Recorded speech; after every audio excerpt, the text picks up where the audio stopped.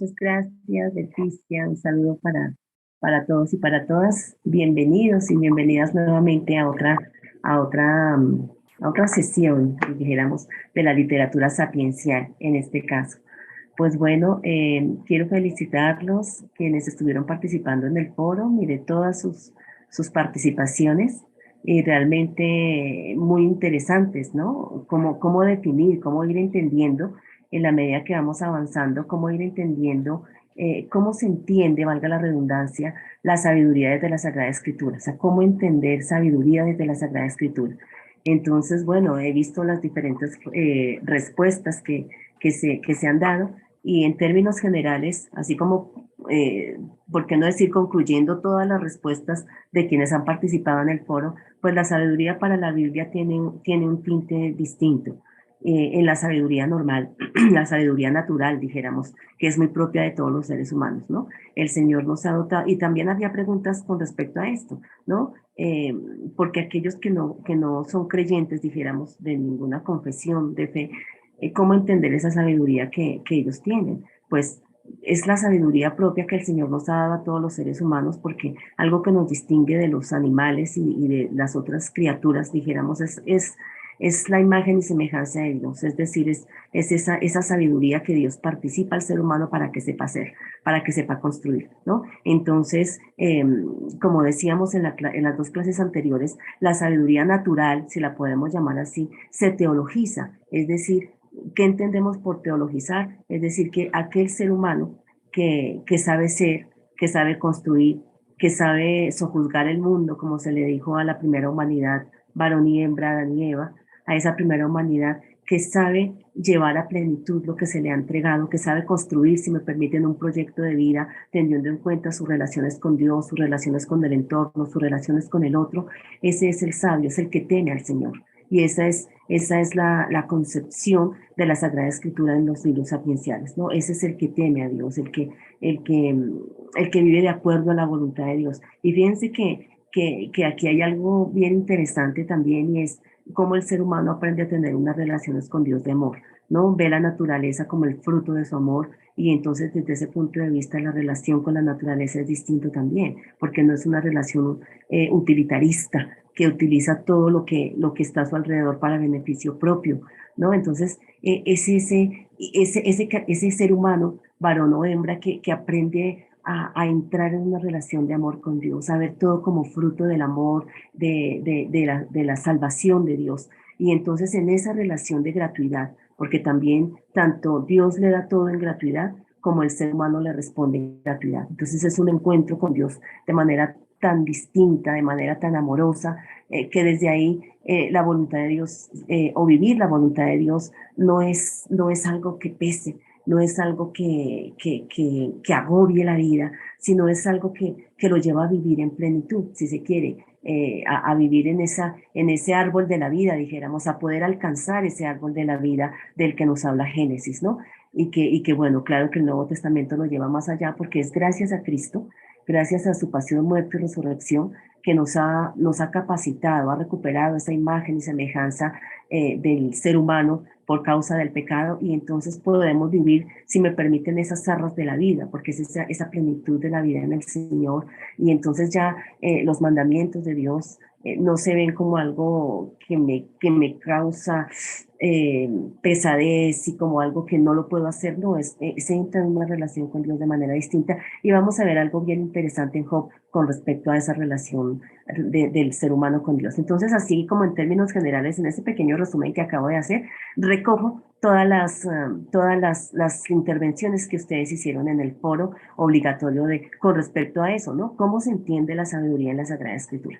Bueno, por otro lado también, ya respondí todas las preguntas que habían en las dos clases anteriores, tanto en la clase uno como en la clase 2. Ahí estuve en contacto con ustedes. Muchísimas gracias por las preguntas, muchísimas gracias porque esas preguntas también ayudan a enriquecer. Quienes entran a esos a esos espacios y miran preguntas y respuestas, pues se enriquecen también, porque muchas veces hay otras personas que preguntan quizás algo que yo, ay, no se me había ocurrido, yo no lo había pensado así, pero es interesantísimo. Entonces las preguntas también generan construcción de conocimiento. Entonces, pues bueno, ahí hemos estado en contacto con todos ustedes. Entonces hoy vamos a entrar propiamente a los libros sapienciales y vamos a trabajar el libro de los proverbios, que es el primer libro que vamos a trabajar.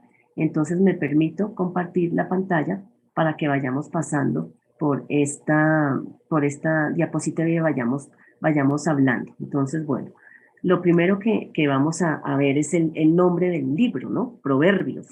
Y ahí en sus Biblias, porque sí, interesante que todos podamos tener nuestra Sagrada Escritura ahí a la mano, la traducción que ustedes estén utilizando.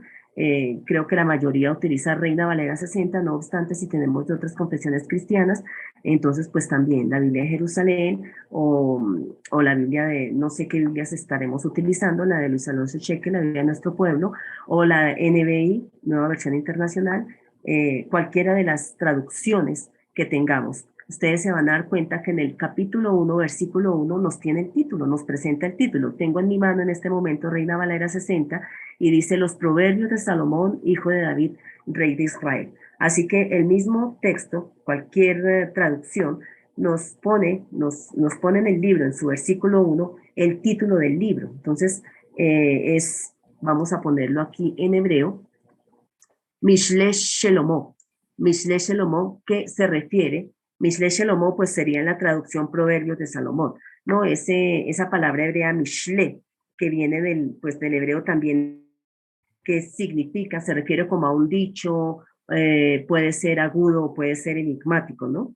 Es lo que significa proverbios, pero bueno, también hace 8 días que hablábamos propiamente de los géneros literarios, de esta literatura sapiencial, teníamos el proverbio, ¿no? Entonces vamos a recordar, porque ¿qué es el proverbio? Mire, el proverbio es una sentencia donde se recoge, donde se encierra toda una enseñanza, ¿no? También viene de la palabra hebrea mashal. Recordemos que hablábamos de eso, es una palabra eh, que es como tan difícil poderla traducir al español, pero mashal encierra muchas cosas, ¿no? Mashal se puede entender como comparación, pero encierra muchas cosas porque incluye sentencias profundas, incluye la metáfora, incluye la parábola, la alegoría, el enigma, la sátira, el poema didáctico también, el discurso de sabiduría, pues en fin, podríamos decir muchas cosas que eso es lo que encierra la palabra mashal, que se traduce como proverbio, ¿no? Entonces es una palabra que encierra todo eso, de manera que encierra todas esas figuras literarias, de manera que cuando hablamos de un proverbio popular, que hablamos de la instrucción, hablamos de la exhortación, de una comparación, estamos frente a un mashal, ¿no? A un mashal que era de la toda esta manera de hablar y también las tenemos en el Nuevo Testamento, ¿no? Recordemos que Jesús también utiliza mucho las metáforas, utiliza las alegorías, utiliza inclusive las sátiras, ¿no?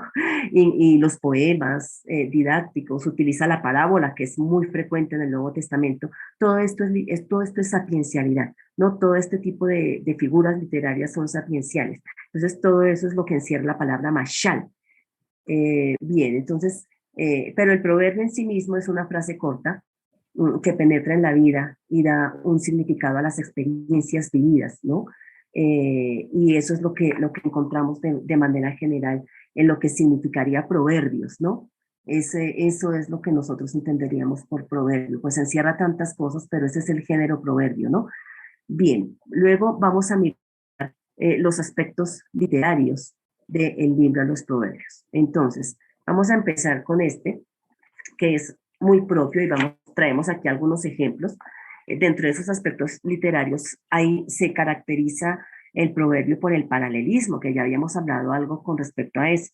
Por ejemplo, ahí en el capítulo 10, versículos 1 al 22 y también en los capítulos 25 al 29, ahí realmente predomina el proverbio. O sea, que es un solo verso, como decíamos, con 12 hemistiquios en paralelismo, ¿no? Ahí es en estas porciones de proverbios es donde más se concentra este grupo, dijéramos, de proverbios. Pero también, entonces aquí tenemos un ejemplo. Aquí tenemos un ejemplo. Proverbios 10.1. Proverbios 10.1 dice, el hijo sabio alegra al padre, pero el hijo necio es tristeza de su madre. Aquí tenemos, en este primer versículo tenemos un proverbio, es un solo verso, pero tiene dos hemistiquios. La primera línea es un hemistiquio roja y la segunda línea es otro hemistiquio roja y están en paralelismo, pero en este caso es un paralelismo antitético, porque la segunda idea contradice, dijéramos, o está en oposición a la primera línea, ¿no? Entonces, el hijo sabio es alegría del padre. ¿Qué dice en la segunda línea? Pero el hijo necio, por el contrario, es tristeza de su madre. Entonces tenemos un paralelismo antitético entre el hijo sabio y el hijo necio, y lo que produce el hijo sabio en el padre y lo que produce el hijo necio en la madre. Entonces, por un lado la alegría, pero por otro lado la tristeza. Tenemos en el segundo versículo otro verso, también con dos hemistiquios. Miren, el 2 dice, los tesoros de maldad no serán de provecho, más la justicia libra de muerte. Entonces tenemos nuevamente un verso con dos hemistiquios nos están mostrando cómo la maldad, los tesoros de maldad no son provecho, pero la justicia, ahí hay una contraposición entre maldad y justicia, que es lo que quiere resaltar en este caso el versículo 2, ¿no? ¿Qué significaría maldad? Que no trae provecho, pero ¿qué significaría establecer la justicia que libra de la muerte? ¿No? Luego el versículo 3 los puse en diferentes colores para ver los diferentes versos. Ya llevamos dos versos. El versículo 3 es otro verso. Dice, el Señor no dejará padecer hambre al justo. Luego la segunda línea, que sería el segundo hemistiquio, dice, más la iniquidad lanzará a los impíos, ¿no? Entonces aquí tenemos, fíjense, sobre qué recae, sobre justo e impío. Entonces, ¿qué se entiende por justo en la Sagrada Escritura? Pues ahí en la literatura sapiencial, pero ¿qué se entiende por impío? Que sería lo contrario, ¿no? El justo y el impío, o sea, sería un paralelismo antitético también, ¿no? Estos tres versos estamos viendo que todos son paralelismos, pero paralelismos antitéticos, ¿no? Luego el versículo 4 dice, la mano negligente empobrece. Y el segundo mistiquio dice, haz la mano de los diligentes enriquece. Otra vez un paralelismo antitético. Se habla de la mano del negligente y lo que produce, y la mano del diligente, también cuál es el resultado de la mano del negligente y de la mano del diligente, ¿no? Entonces, ese es un ejemplo, porque esta es una forma de hablar. Esa es una forma que es el proverbio. Y fíjense que si uno se pone, si tuviésemos más tiempo a tomar cada uno de ellos y mirar sus significados profundos, pues hay toda una enseñanza, toda una sabiduría concentrada en cada uno de estos versos, ¿no? Y que de alguna manera estos cuatro versos que tenemos acá están poniendo en paralelismo al necio y al sabio que al necio lo está mostrando también como el injusto y al sabio lo está mostrando también como el justo, ¿no? Hay un paralelismo claro, dijéramos, entre dos maneras de ser, ¿no? O ser sabio o ser necio. Y en cada uno de estos versos está resaltando algo, tanto para el sabio como también resaltando algo para el necio. Entonces, bueno, algunos proverbios, eso en este caso que se están, en este ejemplo que acabamos de ver, son proverbios aislados, ¿no? Proverbios aislados. Pero también podemos tener, algunos están agrupados por temas. Por ejemplo, acá tenemos en el capítulo 12, versículos del 17 al 19, por ejemplo, tenemos un tema, son varios proverbios, pero están agrupados temáticamente, ¿no? Entonces, leámoslo y miremos cuál es el tema que está acá. Dice, el que habla verdad declara justicia, más el testigo mentiroso engaño. Aquí hay en este verso un paralelismo antitético, pero luego continúa la idea, continúa el tema. Dice, hay hombres cuyas palabras son como golpes de espada, mas la lengua de los sabios es medicina. ¿Mm? El labio veraz permanecerá para siempre, mas la lengua mentirosa solo por un momento. Aquí tenemos tres versículos, 17, 18 y 19, donde tenemos tres versos.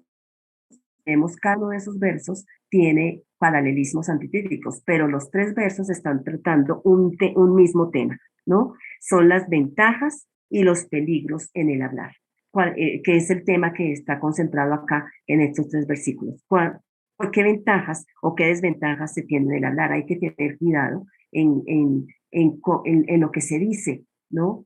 En hablar la verdad. Y fíjense que esto es interesante, que en la Carta a Santiago tenemos un tema sapiencial sobre la lengua, ¿no? Es interesante cómo se recoge también y cómo se lee en la Carta a Santiago. Bueno, entonces este es un ejemplo también de proverbios, pero proverbios agrupados por temas. Esa es otra manera de entenderlo, ¿no? Entonces, ventajas y peligros al hablar. Bien. Luego también tenemos ya propiamente lo que es el paralelismo sinonímico, como explicado un poquito más claro acá, que entendemos por paralelismos. El segundo miembro dice más o menos lo mismo que el primero, pero la semejanza no es absoluta, sino aproximativa. ¿Cuál es la fórmula para entender un paralelismo sinonímico? Es que tenemos 2 miembros donde esto, o sea, el segundo miembro, o sea, la segunda línea, dijéramos, es semejante a aquello que se dice en la primera línea, que ese sería un paralelismo sinonímico. Aquí tenemos un ejemplo con colores para que se vea más claro. Proverbios 4:14 dice, no entres por la vereda de los impíos. Ese es el primer miembro. Y el segundo miembro dice, ni vayas por el camino de los malos. Fíjense que ahí se está repitiendo, dijéramos, como la misma idea del primero, pero está enfatizando. Uno dice, bueno, ¿por qué los escritores bíblicos, en este caso los sabios, hablan así? ¿Cuál es su propósito? Pues su propósito es enfatizar, ¿no? Darle énfasis, realce a lo que el maestro quiere enseñar. O sea, no hay que ir por el camino de los impíos ni por el camino de los malos. No hay que entrar. Y quiere enfatizarlo con la segunda línea, ¿no? Y ese es el propósito del paralelismo sinonímico, en este caso, ¿no? También tenemos que, bueno, yo dije lo que puse acá, este reforzamiento permite reforzar, valga la redundancia, la comprensión de la realidad. Desarrolla la capacidad de captar, de expresar matices de una idea, de una realidad o de una situación. Pues, hablar así, el maestro busca que el discípulo haga procesos de pensamiento y comprenda la realidad, comprenda que el maestro le está enfatizando, que él analice, que él piense por qué no es bueno entrar ni ir por el camino de los impíos. ¿Cuáles serían las consecuencias? ¿Por qué lo enfatiza? ¿Cuáles serían los resultados de tomar ese camino? ¿No? Entonces, ese es el propósito del paralelismo sinonímico. Ahora, el paralelismo antitético, pues es lo contrario, ¿no? El segundo miembro presenta un contraste que ya lo hemos venido viendo con los ejemplos con el primero. A veces no se dice exactamente lo contrario, sino representa una posibilidad. ¿Y qué es lo que quiere? Incitar a la mente a encontrar otras posibilidades. Entonces, ¿cuál es la fórmula? Que el segundo miembro es contrario al primer miembro. Entonces, aquí tenemos un ejemplo también con colores en Proverbios 11:19. Cómo la justicia conduce a la vida, así el que sigue el mal lo hace para su muerte. Aquí se ven claros las antítesis, ¿no? Justicia, mal, vida, muerte. Entonces, nuevamente, ¿a qué incita esta manera de hablar así contraria? Pues a prestar una atención diferenciada de la realidad, ¿no? Lleva al discípulo a ver las diferencias y los contrastes.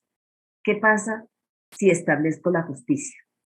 Pero ¿qué pasa si sigo el mal? Entonces miremos los contrastes, como que esta manera de hablar, miren que es interesante, aquí podemos ir mirando para quienes enseñan en escuelas bíblicas o escuelas dominicales o quienes hacen catequesis en parroquias o en iglesias, fíjense que esta es una forma muy interesante de enseñar a los jóvenes, una forma muy interesante de enseñar a los adolescentes, porque cuando se les habla así en contrastes, se invitan a que ellos pongan en una balanza, ¿no? Cuando se hace, por ejemplo, análisis de casos, ¿no? Que uno, no, que uno como maestro de jóvenes o de niños inclusive, que ellos aprendan a tomar decisiones. En vez de decirles, miren, no está bien esto o sí está bien esto, es interesante que ellos aprendan a poner sobre una balanza los contrastes. ¿Qué pasaría si haces esto y qué pasaría si haces esto? O sea, piensa, ¿cómo considerarías? ¿Cuáles serían los resultados?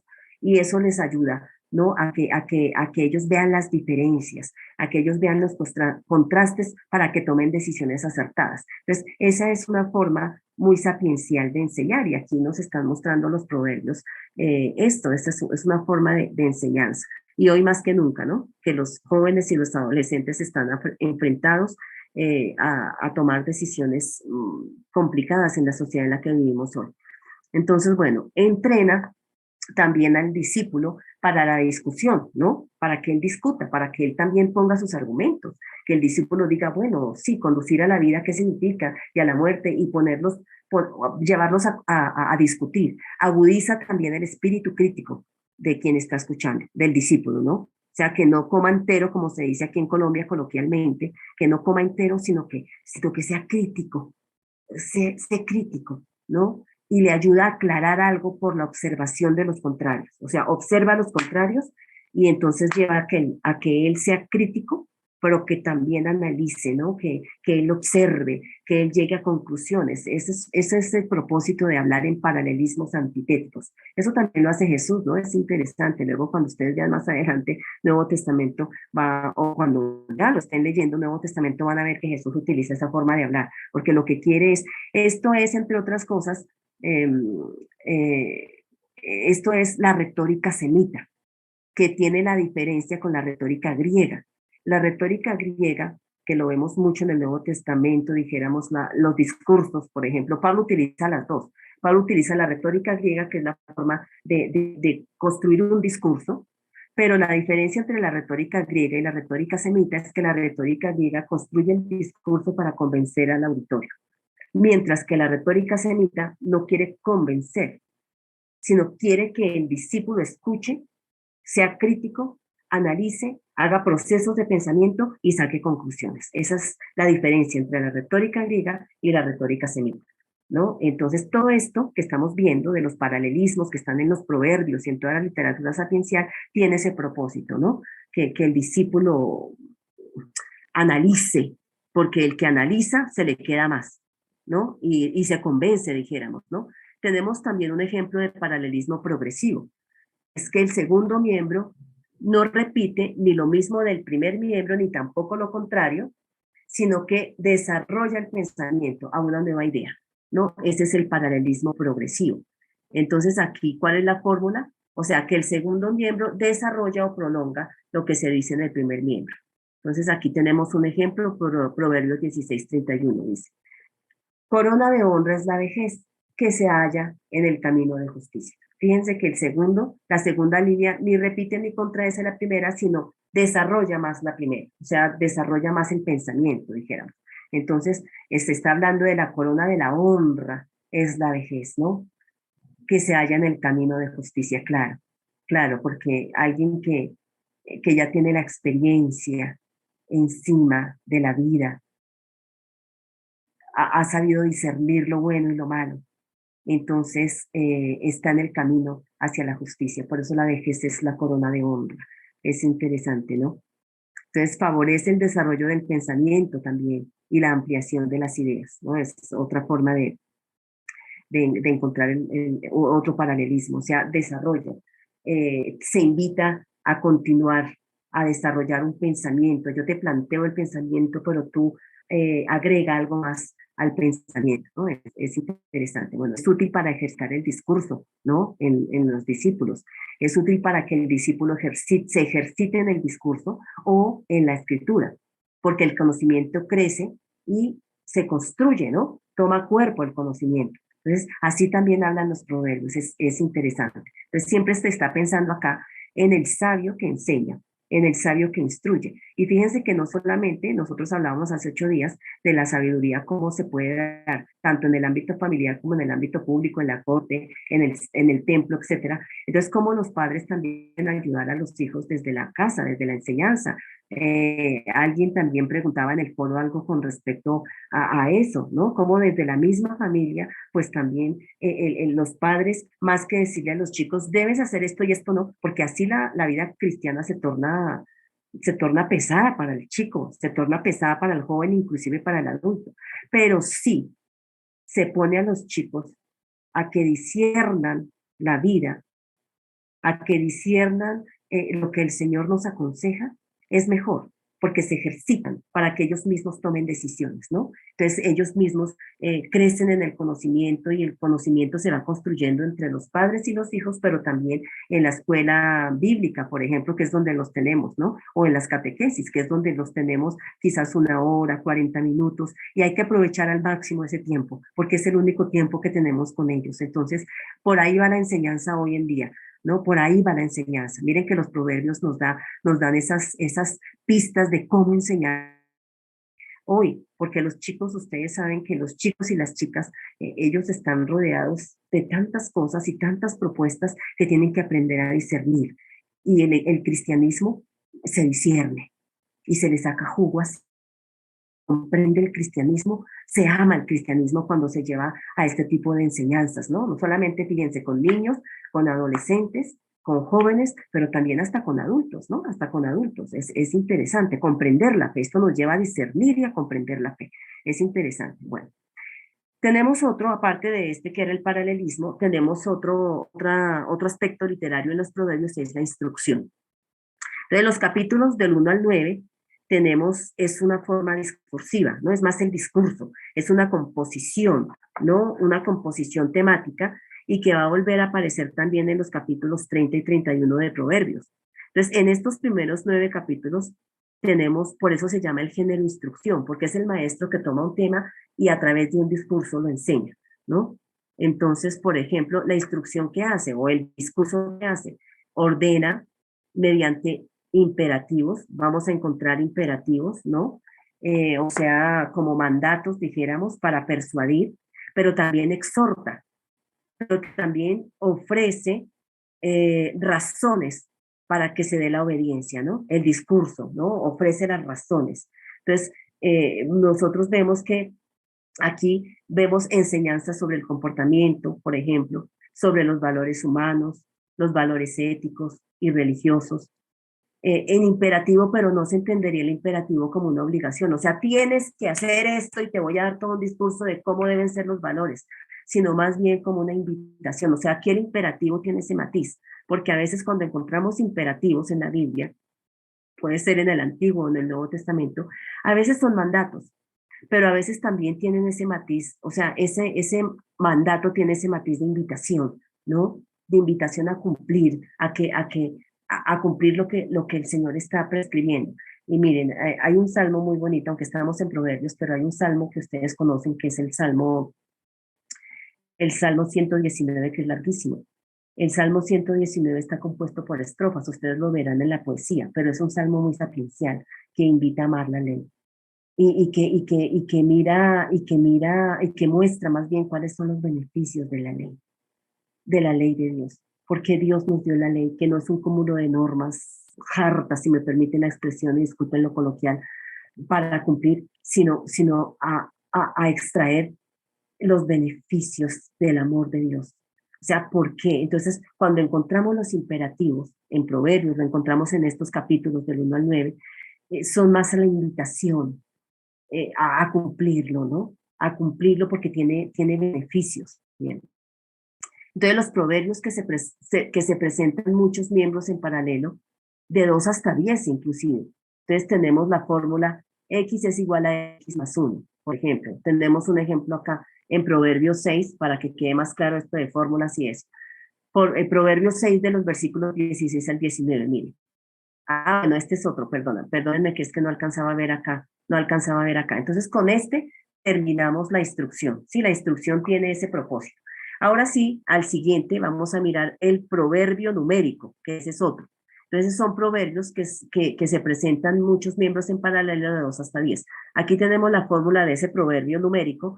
X es igual a X más 1, y aquí se ve claramente. Proverbios 6 del 16 al 19, ahora sí. Dice lo siguiente. 6 cosas, por eso es numérico, porque tiene números. 6 cosas aborrece el Señor, y aún 7 abomina su alma. Y empieza a mencionarlas. Los ojos altivos, 1, la lengua mentirosa, 2, las manos derramadoras de sangre inocente, 3, el corazón que maquina pensamientos inicuos, 4, los pies presurosos para correr el mal, 5, el testigo falso que habla mentiras, 6, y 7, y el que siembra discordia entre los hermanos, ¿no? Todas esas cosas. ¿Y qué? Aquí tenemos, mire, 6 más 1 y lleva un clímax, que es el 7. Y el que siembra discordia entre los hermanos. Entonces, esta forma, ¿qué pretende esta forma de hablar? Este tipo proverbial, este dicho proverbial así numérico, pues pretende cultivar en el discípulo que la observación, ¿no? La observación mediante la comparación, porque 6 cosas aborrece el Señor y aún 7 abomina su alma. Los ojos altivos, entonces invita a que el discípulo piense y profundice qué son los ojos altivos. La lengua mentirosa, ¿qué es la lengua mentirosa? ¿No? Las manos derramadoras de sangre inocente. O sea, fíjense que solamente en estos 3 versículos hay una enseñanza, o sea, se tiene para toda una enseñanza bíblica con los chicos, ¿no? Una enseñanza bíblica. Analicemos cada una de estas. Y eso es un desarrollo, ¿no? Y lleva un clímax, el que siembra discordia entre los hermanos. Porque fíjense que todo eso, ¿a qué lleva? Pues a la discordia entre los hermanos. El que tiene ojos altivos, el que tiene la lengua mentirosa, el que derrama la sangre inocente, el que maquina pensamientos contra el otro, el que corre para hacer el mal, el testigo falso que habla mentiras. ¿A dónde lleva todo eso? Pues a la discordia entre todos los hermanos. Entonces, fíjense que es interesante y eso es lo que lleva, a que se cultive, a que se observe, a que el discípulo mire cada una de estas cosas, haga una observación, haga una comparación y llegue a un clima. Todo eso lleva, en definitiva, a la discordia entre los hermanos. Mire, este texto, si me permiten, este texto sería muy interesante para trabajarlo con los jóvenes hoy que los jóvenes están tan expuestos al bullying, ¿no? Y que hay jóvenes que hacen bullying, que hoy se ve mucho. Bueno, antes también, solo que no se hablaba, no se decía de esa forma, pero hoy, por ejemplo, analizar esto con los chicos, los mismos que hacen bullying, ellos tendrían que observar, comparar y decir cuáles son los resultados negativos cuando se hace eso. O sea, se siembra la discordia, pero se le hace daño al otro también. Este sería un ejemplo muy bonito de proverbio numérico para, por ejemplo, para trabajar con los chicos hoy en día. Bueno, también tenemos el relato autobiográfico, que también lo tienen los proverbios. Entonces, aquí en el relato autobiográfico, el maestro está exhortando a poner en práctica, pero ¿a partir de qué? A partir de su propia experiencia. Él cuenta, se pone en primera persona, ¿no? Y empieza a contar algo. Y fíjense que eso sí que llama la atención, porque cuando uno escucha a alguien, por ejemplo, cuando alguien da una enseñanza o hace una predicación o en las comunidades, eh, se reúnen para enseñar y alguien lo que nosotros llamamos hoy en día testimonio, digamos, ¿no? Entonces, eso llama mucho la atención porque capta la atención de todo el mundo. Y resulta que ese relato autobiográfico, porque sería sapiencialmente, lo conocemos como relato autobiográfico, eso a partir de la misma experiencia llama mucho la atención. Aquí tenemos 2 ejemplos. Está en Proverbios 7, versículos 6 al 23 y Proverbios 24, versículos 30 al 33. Aquí tenemos, por ejemplo, como para verlo con claridad. Dice, pasé, fíjense que está hablando en primera persona, o sea, el sabio, el maestro está hablando en primera persona y dice, pasé junto al campo del hombre perezoso y junto a la viña del hombre falto de entendimiento. Y he aquí que por toda ella habían crecido espinos, ortigas habían ya cubierto su faz y su cerca de piedra estaba ya destruida. Miré y lo puse en mi corazón. Eso es parte de la experiencia, qué interesante. Lo vi, o sea, él está contando. Y tomé consejo, o sea, de ese campo, de todo eso que vi de las ortigas, del perezoso, porque su campo no lo cultivaba, pero vi cómo le crecieron ortigas. Y fíjense que de eso él tomó una enseñanza. Y puse en mi corazón eso, lo tomé consejo, y entonces, ¿a qué conclusión llegué? Oh, un poco de sueño, cabeceando otro poco, poniendo mano sobre mano, otro poco para dormir. Entonces es un hecho de la vida que el sabio lo experimenta y exhorta a qué?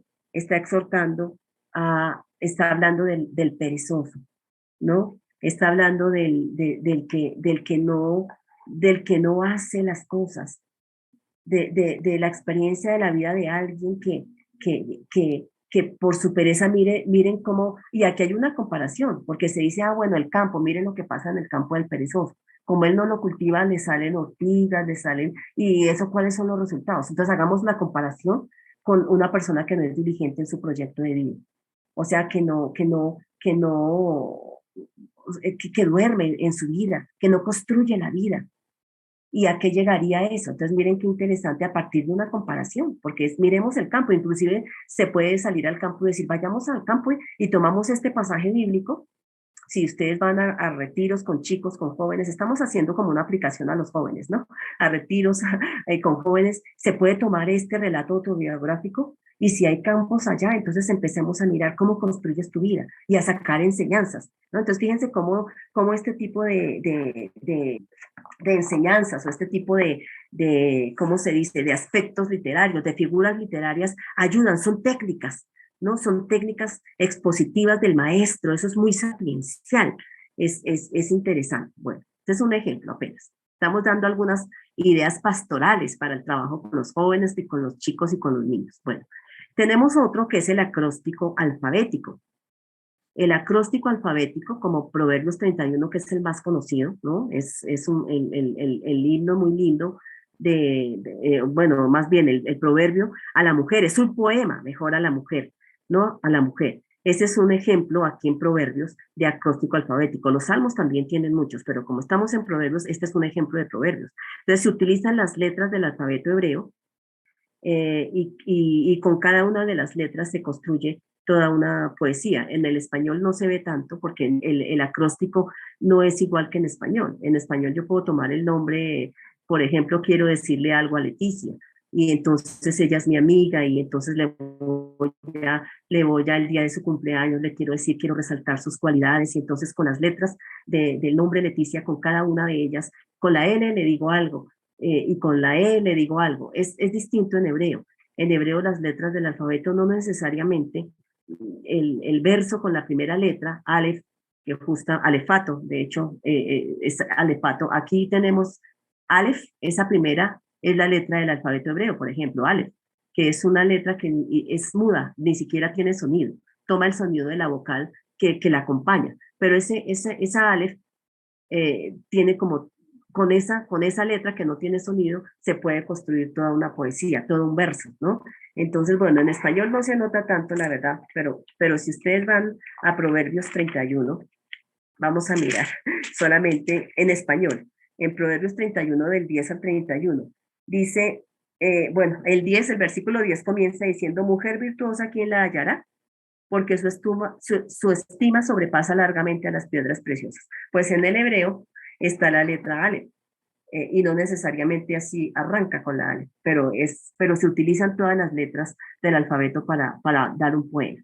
Bueno, entonces, ¿qué pretende este acróstico alfabético? Pues aquí tenemos, permítanme, sí, agudiza el espíritu crítico, el discernimiento, haciendo al observador ágil ante los problemas y las situaciones también, ¿no? O sea, toda esta manera de hablar eh, tienen ese propósito, ¿no?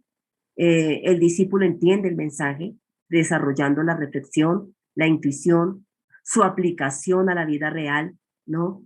Los proverbios en general, el propósito de los proverbios, todos estos, abren una dinámica en la revelación. Es decir, los sabios hablan de Dios a la luz de la existencia. Es interesante, miren que se puede hablar de Dios de otra forma, a través de todo esto, a través de todos estos lenguajes, a la luz de la experiencia. La vida humana entonces se vuelve divina, obviamente en ese sentido de entrar en esa relación con Dios, ¿no?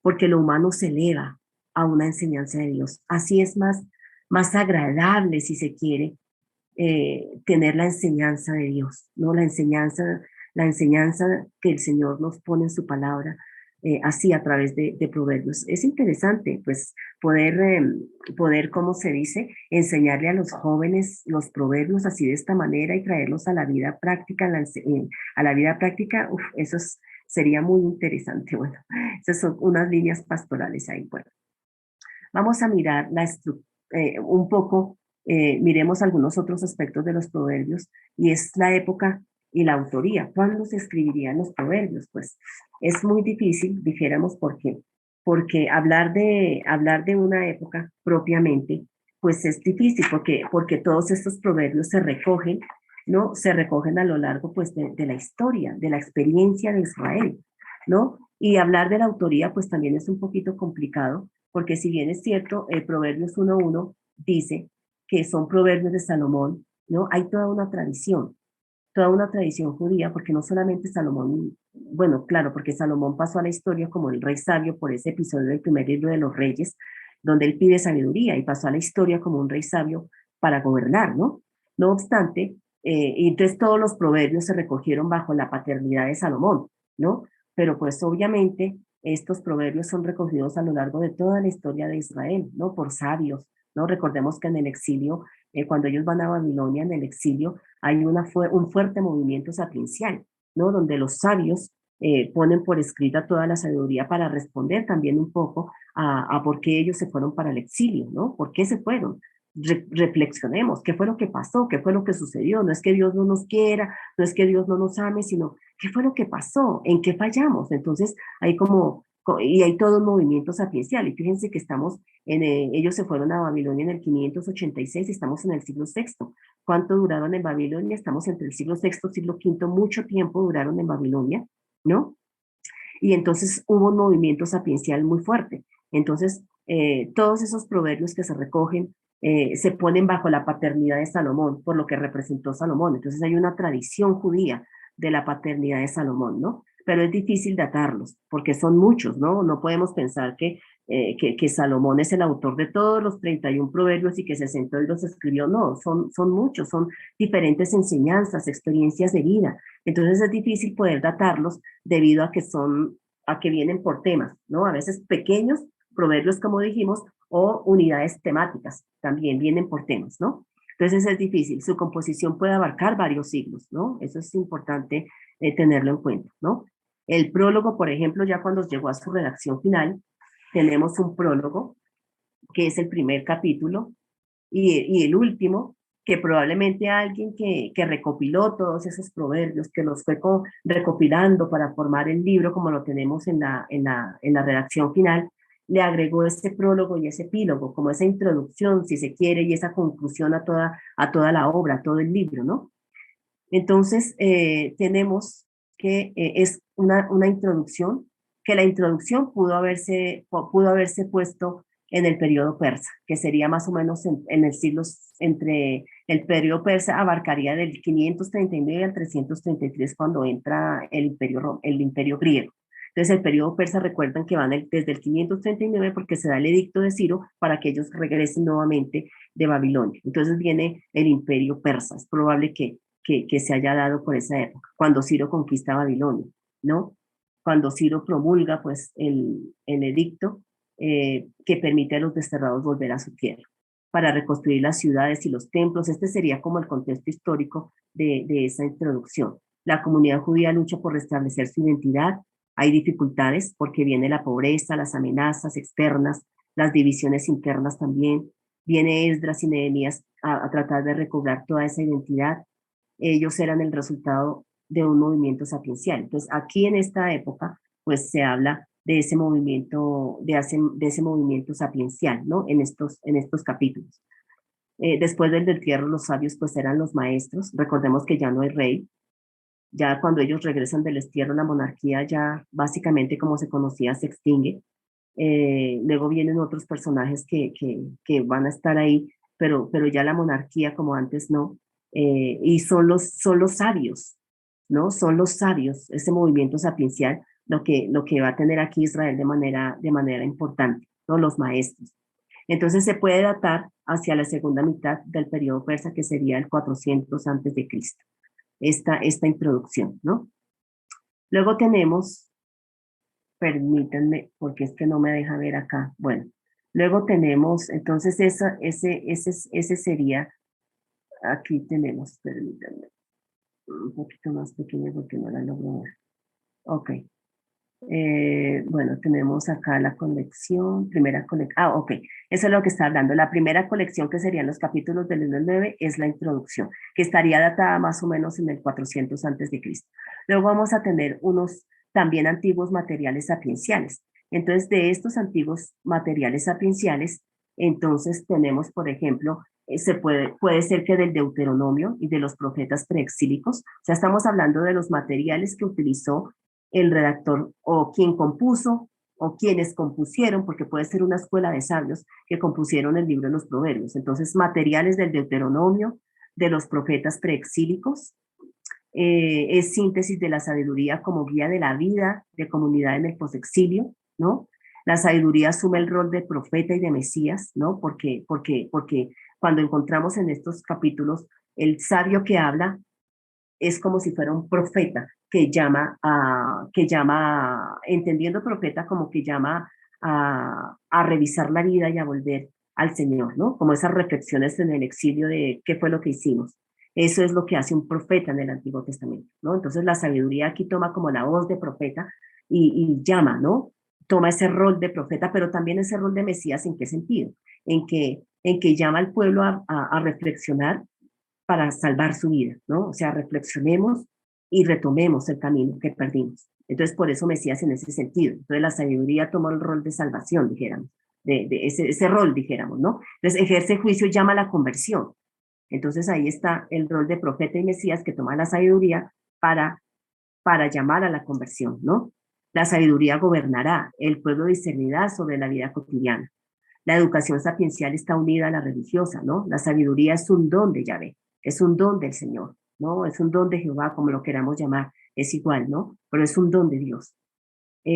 Contiene la personificación de la sabiduría también, porque la sabiduría se torna como si fuera una persona, ¿no? Como una madre que habla. Entonces, fíjense todos los rasgos que tienen los proverbios, ¿no? Que tiene la sabiduría ahí recogida en los proverbios.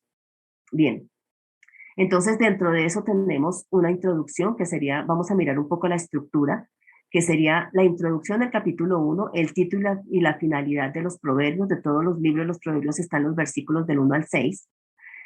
Tenemos el principio fundamental que está en el versículo 7, que el versículo 7 dice, el principio de la sabiduría es el temor al Señor. Ese es el principio. Tenemos la exhortación a los pecadores, capítulo 1 de los versículos 8 al 19. La sabiduría personificada como profeta, aquí ya está más claro, capítulo 1 de los versículos 20 al 33, ahí tiene características de profeta. Luego en un segundo punto, en un segundo apartado, o sea, la introducción tiene todo esto, ¿no? Luego una segunda parte que va de los capítulos 2 al 7 sería las bendiciones de la sabiduría, ¿no?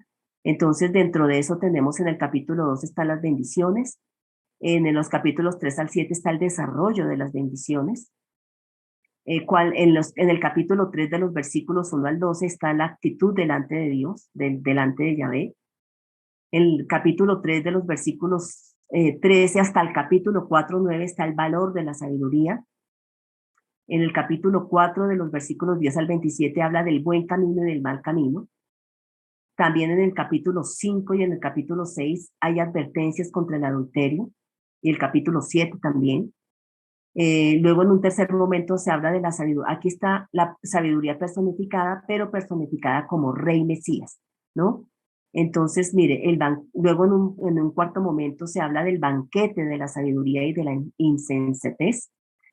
Se habla de cómo la sabiduría invita pues al banquete, siéntense y coman de mis frutos, ¿no? En el capítulo 9. Y también cómo la insensatez, aquí en el capítulo 9 hay algo interesante y es que se ve el paralelo entre la sabiduría y la insensatez, juntas se personifican, ¿no? Entonces una invita al banquete a comer sus frutos, la sabiduría, pero la insensatez también invita a la insensatez y a ir por otro camino. Entonces es interesante, fíjense las figuras literarias que se utilizan para hablar, cómo la sabiduría toma diferentes características, si me permiten, ¿no? De profeta, de rey, se personifica como una mujer. Miren, es muy bonito cómo se escribe de la sabiduría, ¿no? Entonces, este es el contenido de esa primera parte.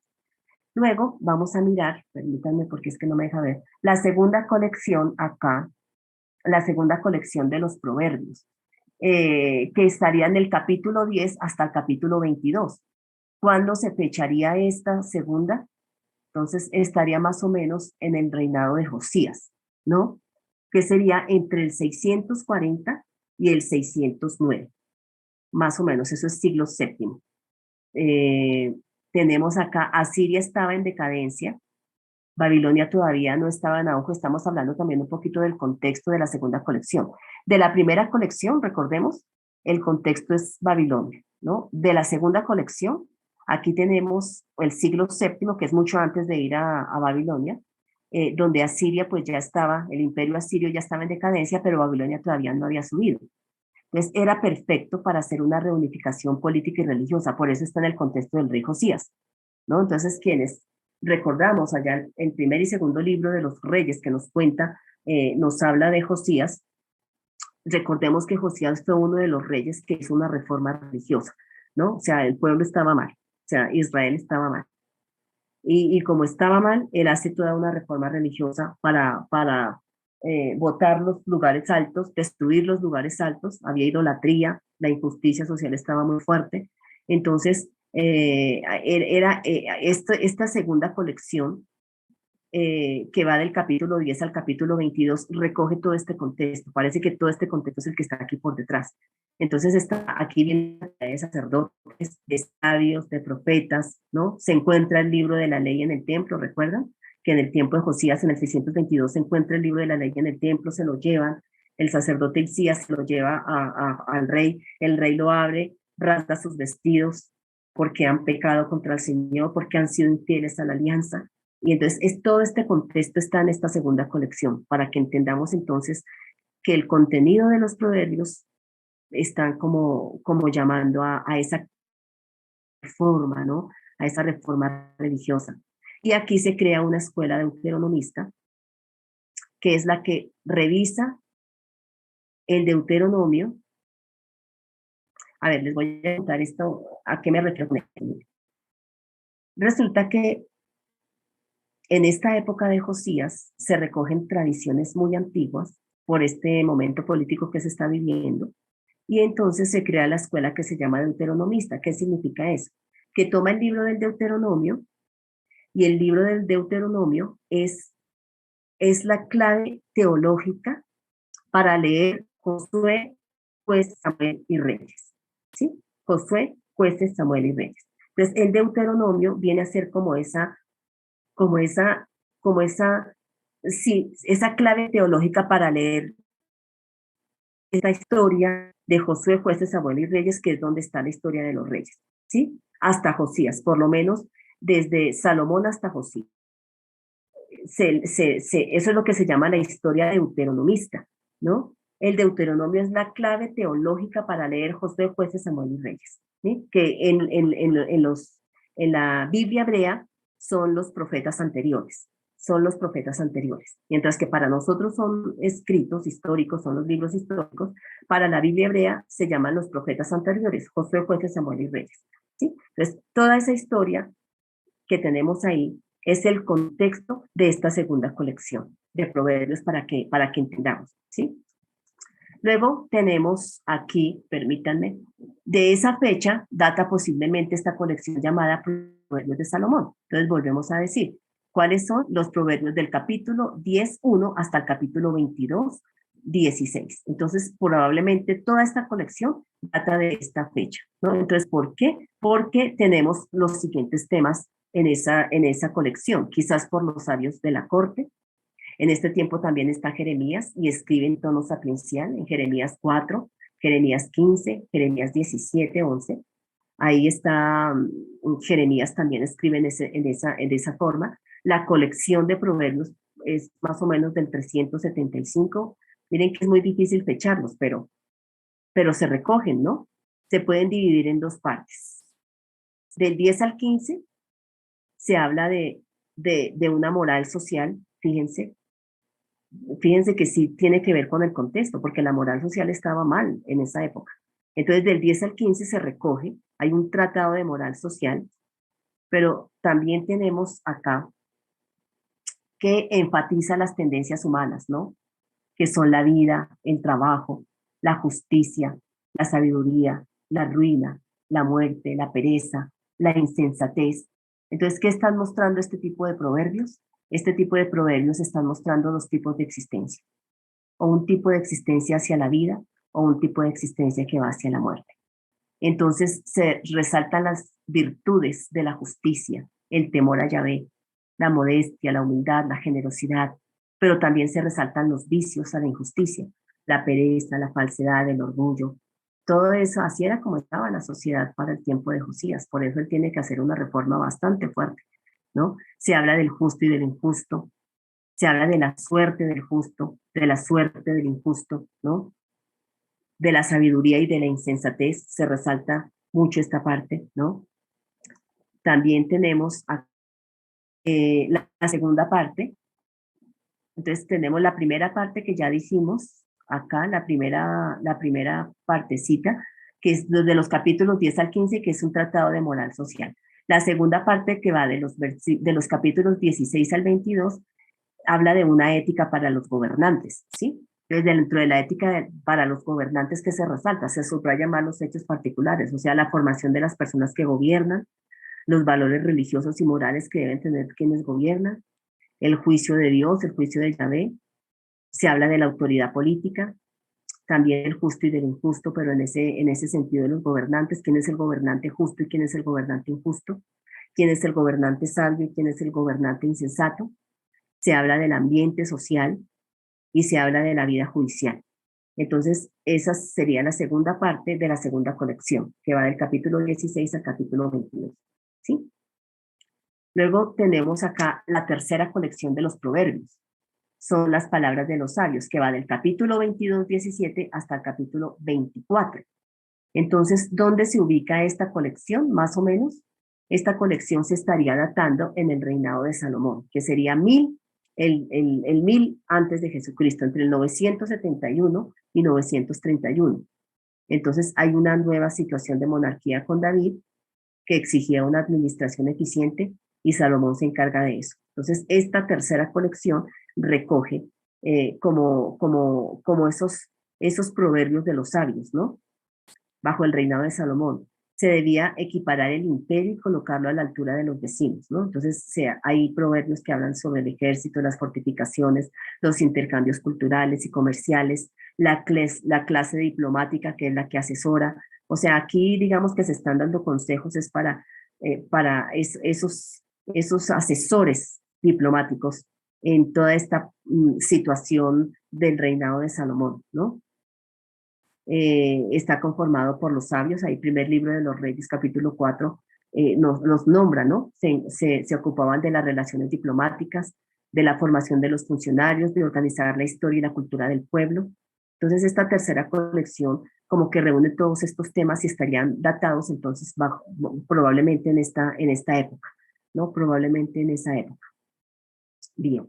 Luego tenemos la asesoría sapiencial, pues le dio fama al rey sabio, ahí en el primer libro de los reyes, o sea, Salomón.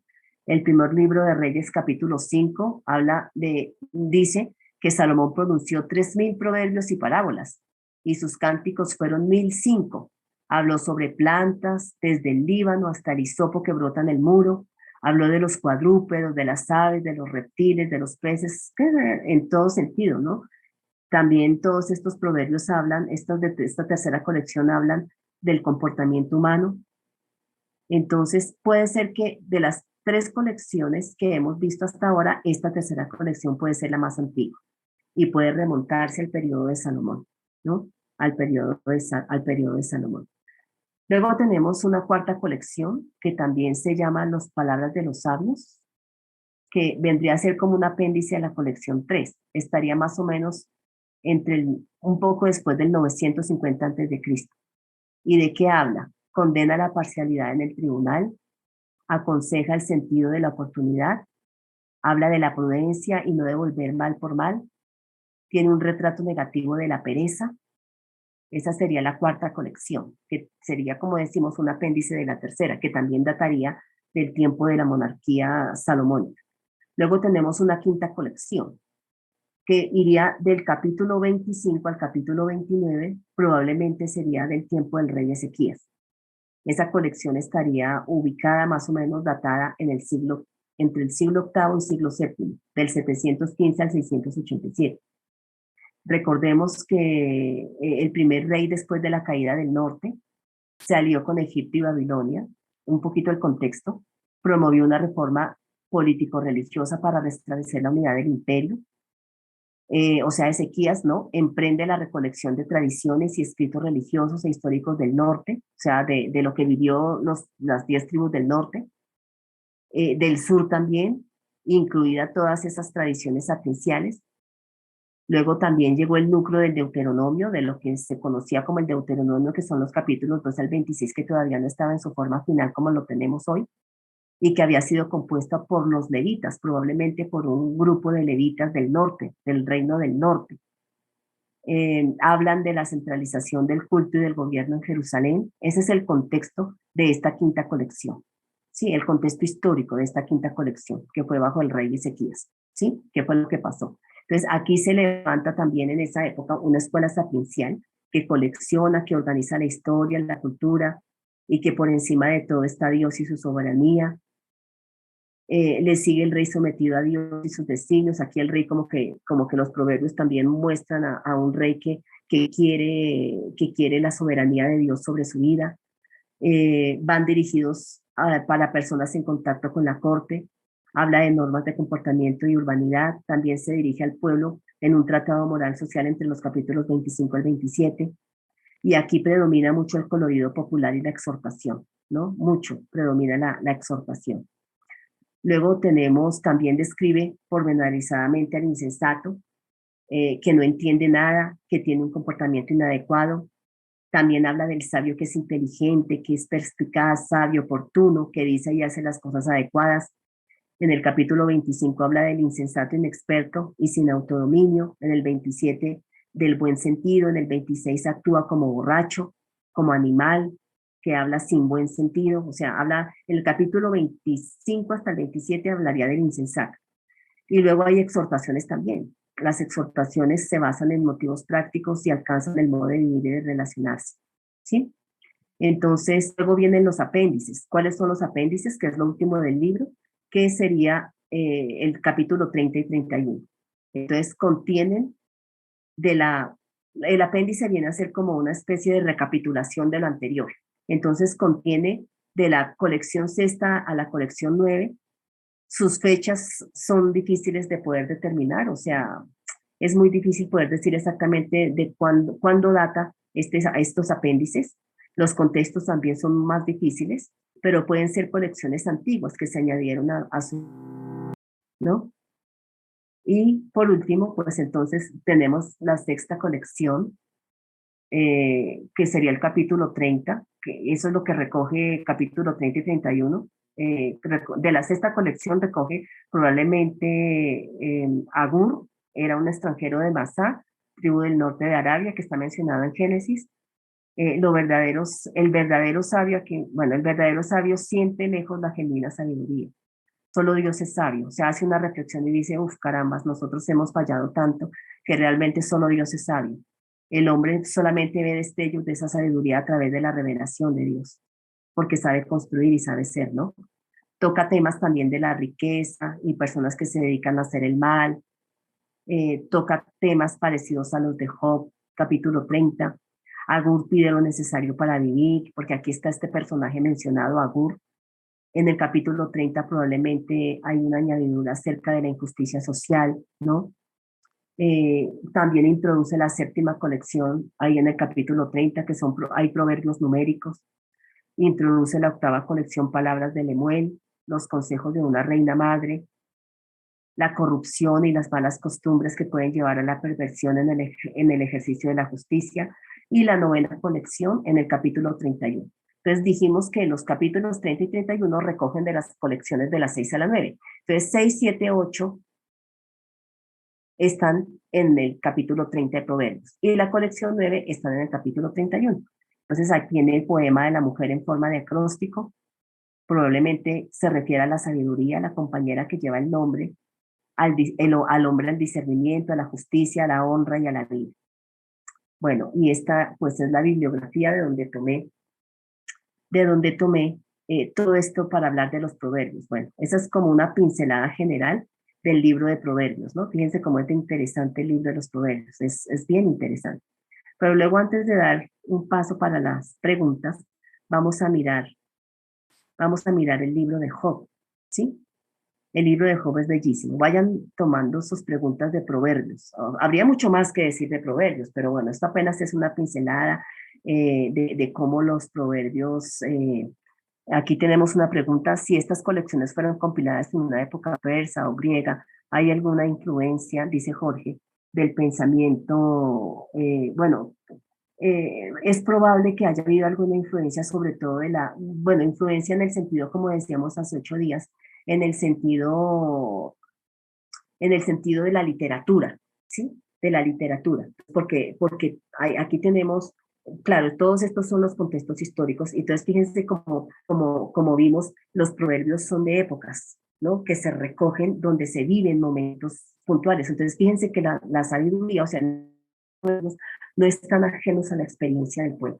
El pueblo vive ciertos contextos históricos, políticos y sociales donde el pueblo se ha desviado, donde el pueblo se ha apartado de Dios, en el sentido en que la justicia social está, o sea, está mal. Y si está mal es porque se ha apartado de la ley de Dios. Entonces vienen reyes como Ezequías, reyes como Josías que hacen reformas religiosas. Todo eso está a la base de las reflexiones sapienciales de estos proverbios. Entonces, claro, puede haber dijéramos, una influencia de tipo literario, si se quiere, pero no influencia en cuanto al pensamiento, ¿no? Porque el pensamiento, fíjense que la sabiduría en estas últimas colecciones que vimos, como que los sabios terminan pensando, llegando a la conclusión de definitivamente solo Dios es sabio. La sabiduría es inalcanzable, quizás. Esa sabiduría, aunque Dios no la ha participado, pero como que la reflexión final es solo Dios es sabio. Y Él es el que nos da la sabiduría para seguir vivir. Y si nosotros no entendemos la sabiduría de Dios, que eso es lo propio de la literatura sapiencial judía, ¿no? La teologización de la sabiduría. Mientras que en los otros pueblos también se habla de la sabiduría de los reyes para gobernar, de la sabiduría de los cortesanos, de la sabiduría del pueblo, de la moral social. Aquí hay un ingrediente distinto. ¿Y cuál es el ingrediente distinto? El ingrediente distinto es que hay el temor de Dios. Entonces, el rey que gobierna tiene que tener el temor de Dios, o si no, no sabe gobernar y va a llevar a la injusticia. Los cortesanos que asesoran al rey deben tener el temor de Dios en sus corazones para asesorar al rey de la mejor forma. Entonces, el ingrediente distinto entre esta sabiduría que tenemos en los proverbios en todas las instancias, porque no solamente está para los reyes, hay colecciones concentradas en los reyes, pero también al pueblo, es toda la experiencia de Israel que no ha sabido vivir conforme a la voluntad de Dios. Entonces vienen todas esas reflexiones. Entonces ahí es distinto el matiz, ¿no? De acuerdo a tu pregunta, ¿no? De acuerdo a tu pregunta es distinto el matiz, ¿no? Entonces, es, eh, bueno, ¿sí? Entonces es eso. Bueno, lo más importante, bueno, ¿qué es lo más importante de una autobiografía? Bueno, vamos a mirar algunas preguntitas rápidas antes de entrar a Job. Entonces, ¿qué es lo más importante de una autobiografía? Dice alguien acá. Bueno, creo que te lo dije cuando le estábamos explicando, es que la experiencia en la primera persona, como un testimonio, dijéramos, como para hacer ahí la comparación. Entonces, cuando hay un testimonio, eh, capta la atención de la gente. Por eso el sabio toma la palabra en primera persona y entonces habla. Y eso es lo importante en la autobiografía, ¿no? De captar la atención. Estas fueron compiladas de diferentes formas. Bueno, podemos entender entonces que la sabiduría, más que conocimiento, es saber entender el propósito de Dios en la vida y llevarlo a cabo. Sí, exactamente. Esa es la sabiduría de la Biblia, ¿no? La sabiduría de la Biblia, porque por fuera la gente mira desde diferentes perspectivas, pero la sabiduría en la Biblia tiene esa connotación, es comprender la voluntad de Dios a través de sus mandamientos para llevarlos, para vivirlos, y ese es el verdadero sabio para la Biblia, el que teme a Dios, ¿sí? Entonces, quisiera darle la palabra a Félix, porque creo que hace 8 días él quedó ahí de últimas y dijimos, de hoy anoche empezamos contigo, Félix. Entonces, no sé si por favor le damos la palabra a Félix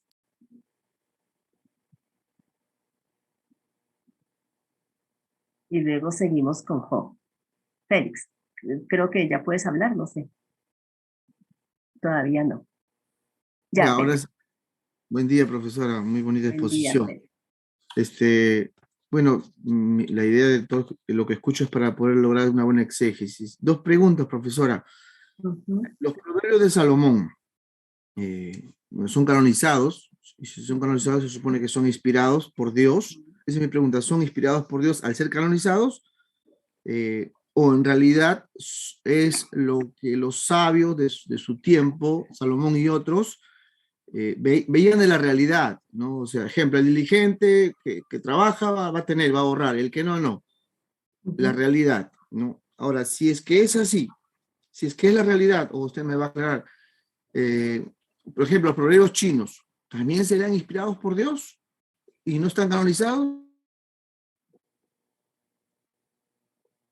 Qué interesante tu pregunta. Bueno, te quedaste congelado, no sé, mientras que te descongelas, quizás es tu señal, pero mientras tanto vamos contestando.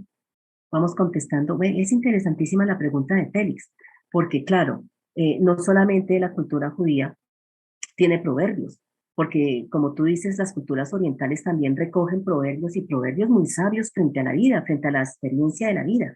Claro. Entonces, dijéramos que eso es lo general en todos los seres humanos por la imagen y semejanza que Dios puso en los seres humanos, ¿no? De reflexionar, de esa capacidad de reflexionar frente a la vida.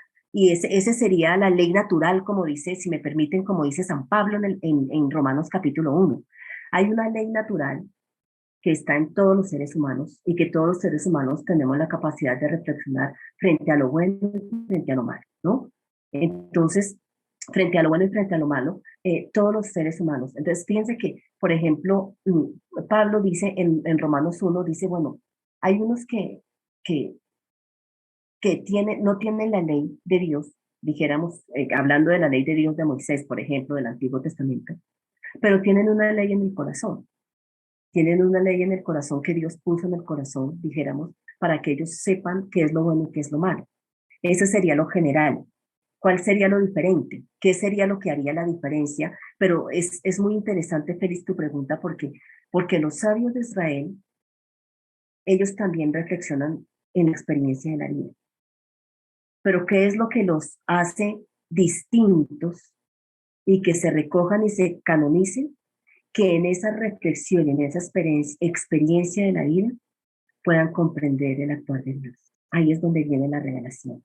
Puedan comprender que el que obra mal, por ejemplo, no solamente se cae diciendo el que obra mal le va mal, no solamente se cae diciendo eso, sino que se queda diciendo, caramba, el que sabiendo cuál es la voluntad de Dios, obra mal, construye mal. Y eso es lo distinto, por eso se recoge, eso es lo que hace diferente la revelación de Dios. Es decir, es que Félix, aquí hay un tema muy importante de revelación e inspiración, y es que la revelación y la inspiración, quizás lo dijimos hace 8 días o hace 15 días, no sé, no se da en el autor bíblico que se sienta en un escritorio y que no es dueño de sí, sino que entra en éxtasis y el espíritu le dicta. No, la revelación y la inspiración se da en esos autores bíblicos, digamos, que son capaces de reflexionar, que reflexionan el actuar de Dios en su historia. Esa es la revelación. O sea, que en su historia descubren mejor, que en su historia logran descubrir la voluntad de Dios, que en su historia y en sus experiencias logran descubrir ese Dios que les está en el encuentro y que les habla a partir de la historia. Eso es lo que hace la revelación y la inspiración. O sea, es ese Dios que entra en la historia y que lleva al ser humano a quitarle el velo y a descubrir la voluntad de Dios en la historia, en lo distinto. Es diferente la reflexión que hace un sabio de otra cultura al que hace el sabio de la Sagrada Escritura, donde sabemos que ha sido revelado e inspirado. Ahí está el autor. Es el que logra descubrir en su historia y en los acontecimientos de su historia la intervención de Dios. Eso es lo que debemos. Así es como hoy se debe entender la revelación y la inspiración. ¿Sí? ¿Y por qué llegamos a esa conclusión, Félix? A, precisamente por los estudios exegéticos. Porque cuando estudiamos cada uno de los libros de la Biblia, en este caso estamos estudiando Proverbios, descubrimos que quien escribió Proverbios, quienes, porque es no solo una persona, quienes recogieron los proverbios, los sabios que reflexionaron, Fíjate que ahí en el fondo una misma reflexión, ¿y cuál es? Independientemente de las colecciones, donde se hayan recogido y en los diferentes periodos políticos, llegan a la reflexión de fuimos infieles al Señor, hemos sido infieles al Señor, hemos sido infieles a la alianza. Los reyes no han hecho lo bueno delante de Dios, porque apartaron a los seres humanos o al pueblo, pues lo apartaron de Dios, introdujeron idolatría, otros dioses y eso llevó a prácticas morales distintas. ¿Y en qué desembocó todo eso? En que finalmente el pueblo estaba viviendo una desigualdad social muy fuerte, que eso no era la voluntad de Dios. Entonces fíjate que en esa historia ellos reflexionan y eso es lo que hace distinto estos proverbios que se recogieron y se canonizaron y decimos son proverbios inspirados por Dios a esos otros proverbios que son propios del ser humano que reflexionan solamente frente a la vida, no frente a Dios, sino frente a la vida, ¿no? Frente a la vida, que hay una ley natural en sus corazones que pueden tener la capacidad de reflexionar qué es lo bueno y qué es lo malo. Eso es lo distinto, Félix. No sé si te respondí.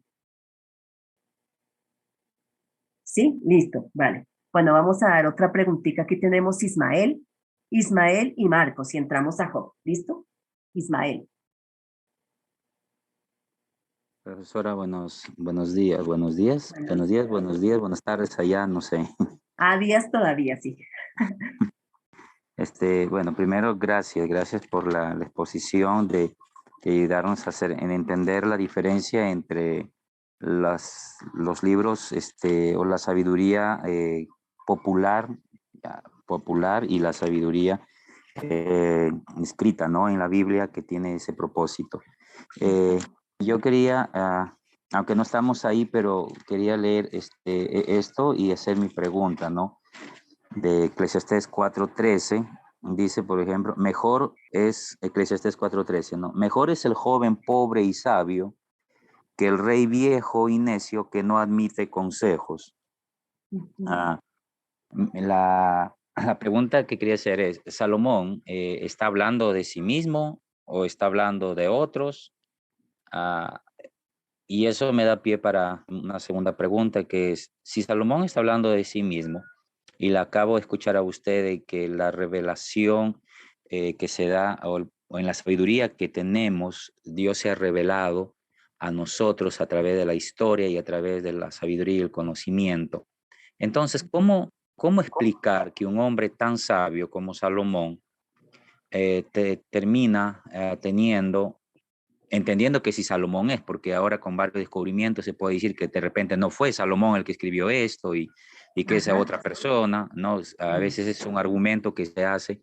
No, Salomón no fue otra persona, Salomón está escribiendo de otra persona y no quisiera que me responda por ahí porque y ese argumento ya lo he leído, Sí. sino que es en el sentido de que ¿cómo explicar que Salomón, siendo un hombre tan sabio, no tan expertise, termine, por ejemplo, describiéndose a sí mismo las cosas en Eclesiastés 2, del 11 en adelante? Le di rienda suelta a mis ojos, no le negué nada a mi corazón, hice todo esto y finalmente descubro que todo esto no tiene sentido, no tiene vanidad. Y concluyo con esta pregunta. ¿Es posible, es probable que hombres sabios, mujeres sabias, para no ser, para ser inclusivo, terminen con un corazón necio, terminen descarrilados? O lo pongo para mí, termine yo descarrilado, ¿no? ¿Cómo? ¿Cómo detener o frenar eso, no? Ya, disculpe si Sí. no hice bien la pregunta. No, sí, te entiendo, Ismael. Entendí todo lo que expusiste. Bueno, cuando miremos Eclesiastés, vamos a mirar la cuestión de la autoría, sí, pero bueno, sí, digamos que en un primer momento él habla como en primera persona, ¿no? Sí, es posible. Digamos que Salomón, cuando él pide sabiduría para gobernar a su pueblo. Y por eso es alabado. Y Dios le dice, bueno, te alabo por eso porque no pediste para ti, sino para poder gobernar a mi pueblo. Entonces, eh, digamos que él no iba a ser como los dioses, que, ¿cierto? Que iba a gobernar para su propio provecho, sino que iba a gobernar con la sabiduría que viene de Dios. Y eso fue lo que Salomón hizo y por eso pasó en todas las decisiones que tomó frente al gobierno, estas dos mujeres que llegaron con los dos hijos, que ese es el caso más, más recordado por la sabiduría de Salomón y que venían de otros pueblos a escuchar su sabiduría, en fin. Sin embargo, sí vemos que al final de sus días, Salomón, precisamente por las alianzas políticas que hizo, dejó entrar en esas alianzas, porque parte de las alianzas era casarse con las mujeres extranjeras, de los reinos extranjeros, esa era una forma de sellar alianza, pero ahí dejó entrar cultos idolátricos y eso llevó a prácticas distintas. Sí, claro, es posible. ¿Y es posible por qué?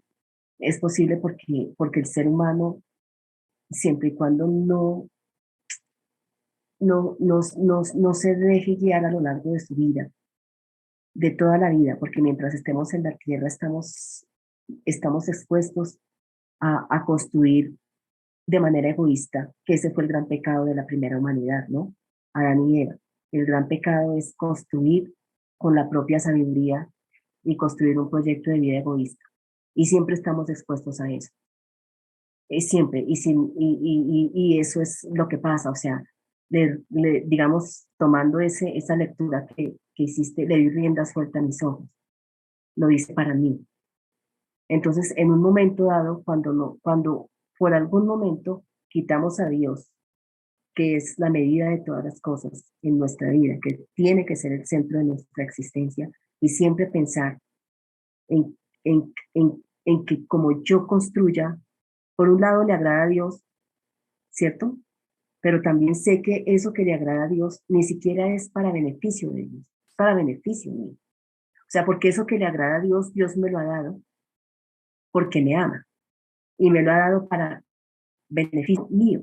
Entonces, si yo entiendo las cosas así, que sé que lo que voy a hacer siempre va a ser que le agrada a Dios porque me lo ha dado para beneficio mío, no para beneficio de Él, porque no se afecta, me afecto yo. Entonces siempre pongo a Dios como la medida de todas las cosas. Cuando lleguen cuestiones a la vida, voy a saber decidir. Pero siempre voy a estar expuesto a que yo me ponga en primer lugar como medida de todas las cosas. Entonces lo que construya y como lo construya, siempre va a ser pensando en mi beneficio personal. Siempre va a ser pensando en mi egoísmo personal. Y cuando eso pasa, entonces siempre vamos a terminar como decías tú, descarrilándonos, ¿no? Siempre vamos a terminar. Entonces, el mismo Señor Jesucristo, digamos, nos enseña ahí en el Nuevo Testamento cuando viene a establecer el reino, es justamente eso, es, es que el Señor sea el Señor de mi vida y de mi existencia, no porque el Señor me subyugue y me someta y entonces tengo que obedecer sus órdenes, no hay que entenderlo así, sino hay que entenderlo que cuando mi existencia se abre, dijéramos, a que Dios sea el que llene todas mis áreas, entonces yo construyo con justicia. ¿Cómo lo veo? En mis contextos cuando yo construyo con justicia, porque siempre estoy pensando en el otro, siempre estoy pensando en la fraternidad, siempre estoy pensando en el darme, que eso fue lo que Jesucristo hizo. Él enseñó antes de morir y resucitar, pero antes de eso, él vivió una vida en donación hacia el otro, en recuperación del otro, en la integración del otro, en la humanización del otro. O sea, Dios fue la medida de todas las cosas en su vida y en su existencia. Por eso fue sabio siempre. El enemigo siempre se le atravesó para sacarlo de ese proyecto de vida. Y siempre le dijo, desde las mismas tentaciones, pero a lo largo de su vida, a través de con quienes se relacionó, que fueron sus discípulos. Pero ¿cómo se te ocurre? Le dijo Pedro, ¿cómo se te ocurre ir a morir a Jerusalén? Es que ni pensarlo. Quiso sacarlo del proyecto. Y él le dijo, no, aquí el maestro soy yo, vete detrás de mí. Y lo llama Satán porque, no en todos los evangelios, ¿no? Pero lo llama Satán porque es el contradictor. O sea, le dijo, no me seas contradictorio. No porque el diablo estuviera en él, ni mucho menos, sino, no me seas contradictorio. O sea, aquí el maestro soy yo. Te falta mucho por aprender. Vete detrás de mí y aprende. El camino es el camino de entrega. Es el camino de donación, eso es lo que significa tomar la cruz y seguir al Señor. Tomar la cruz cada día es negarse a sí mismo. Cuando se es capaz de negarse a sí mismo, que Dios no le cuarta a uno la libertad ni le cuarta la personalidad, porque no es eso lo que quiere decir, sino la negación de ponerse por encima del bienestar de los demás. Cuando se puede hacer eso, se puede vivir en sabiduría. Cuando en un momento se sale de eso, nos descarrilamos, como dices tú, nos descarrilamos. Y eso es posible hacerlo porque el Espíritu de Dios mora en nosotros y Él nos capacita para hacerlo. No nos obliga, pero nos capacita. ¿Y qué es lo que hemos de hacer según el Nuevo Testamento? Escuchar la voz del Espíritu que nos habla todos los días, lo que se llamaría coloquialmente la voz de la conciencia, pero es la voz del Espíritu que nos habla y que nos invita a construir un mundo distinto. Ese mundo que ahora sí somos capaces de hacerlo, porque Jesucristo lo ha hecho posible para nosotros, pero que igual no nos obliga, porque también está la libertad del ser humano. Entonces, Ismael, eso es lo que debemos de hacer, mantenernos siempre y escuchar la voz del Espíritu, por un lado. Pero por otro lado hay que estudiar la palabra de Dios, porque si nosotros no estudiamos la palabra de Dios, tanto Antiguo como Nuevo Testamento, no conocemos cuál es la voluntad de Dios para nosotros. No la conocemos. Necesitamos escuchar la palabra. La revelación de Dios está ahí a nuestro alcance, la tenemos escrita. Hoy tenemos el privilegio de tenerla escrita. Entonces, estudiar la palabra, más como dice Efesios, mantenernos con la armadura que es de Dios, o sea, en oración, ¿cierto? Construir concretamente relaciones justas desde nuestra casa. O sea, cuando todo eso lo tenemos, somos sabios cada día. Y vamos progresando cada día, y vamos muriendo cada día a ese yo que se quiere imponer. Que ese fue el problema, todo el problema, y siempre ha sido el problema del ser humano, el yo. Cuando eso pasa, nos descarrilamos. Entonces yo creo que por ahí es, Ismael, por ahí es la cuestión, y es la reflexión que hace, por ejemplo, el predicador en Eclesiastés, ¿no? Quien haya hablado, luego ya miraremos eso, porque esa es la exégesis de la crítica literaria, pero luego ya lo miraremos, pero quien habla ahí en primera persona está también hablando a partir de su experiencia. Es mejor un muchacho pobre pero sabio, que sepa construir, y no un rey que lo tiene todo, pero que, pero que no ha sabido construir y que su yo ha sido el centro de su existencia, ¿no? Entonces, por ahí va la cuestión, Israel, espero haberte respondido. Bueno, y terminemos, bueno, creo que sí, listo. Gracias. Y terminemos con Marcos y entramos a Job. Ay, Dios, el tiempo es nuestro enemigo. Marcos, dale. Profesora, muy buenos días. Buenos días, Marcos. Muchísimas gracias por la enseñanza. Yo quería llegar a una aclaración, ¿no?, con lo que usted nos está enseñando.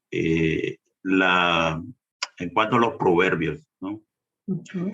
Que son sabiduría de Dios a través de Salomón y otros escritores, Uh-huh. que está lleno pues de máximas, ¿no? Uh-huh.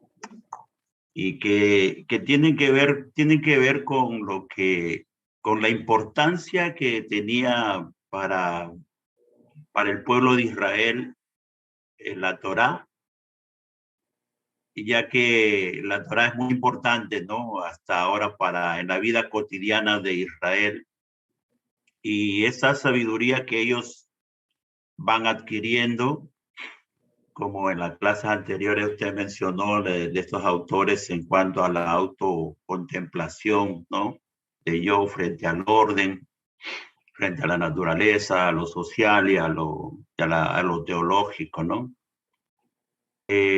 Podemos decir que el hombre tiene una sabiduría humana, pero que no es categórica, sino que eso lo encontramos, lo categórico lo podemos encontrar en la palabra de Dios, y que eso nos lleva a la conclusión, ¿no?, de que todo esto, toda esta sabiduría, todo se va a encerrar en el conocimiento y el temor de Dios. Uh-huh. si la sabiduría que la Biblia nos enseña tiene que ir por ese lado. Eso es esa es la revelación de Dios.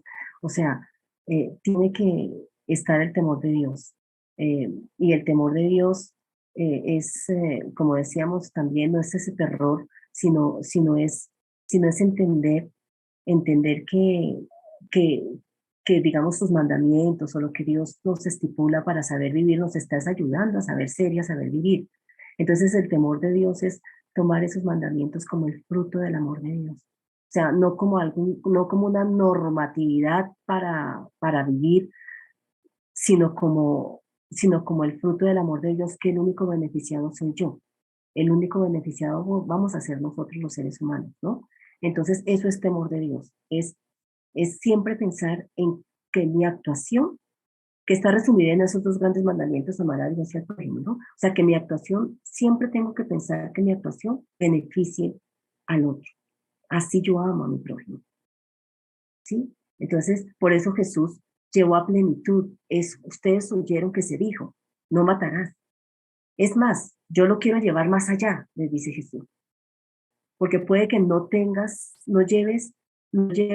a concreción el acto de matar y quitarle la vida a alguien, pero en tu corazón estés lleno de odio. O sea, hay que mirar más allá, hay que ir más allá del mero cumplimiento estricto de normas. La ley, hay que ir al espíritu de la ley.